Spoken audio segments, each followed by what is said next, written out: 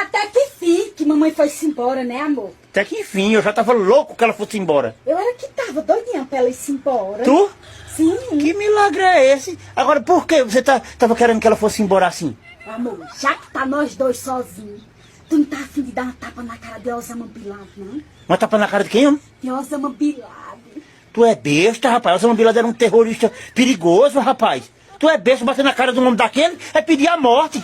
Deus me livre. Ele já morreu, mas só em falar isso eu tô todo arrupiado. Se um familiar dele vê um negócio desse, dizendo que eu vou dar uma tapa na cara de Osama Bin Laden, ele vem me matar. Tu é besta, é?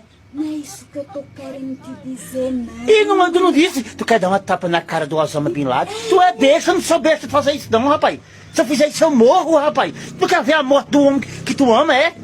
Tá bom, deixa. Poxa, eu não bato na cara de ninguém, imagina na cara do Osama Bin Laden. Tá certo, tá bom. Deixa.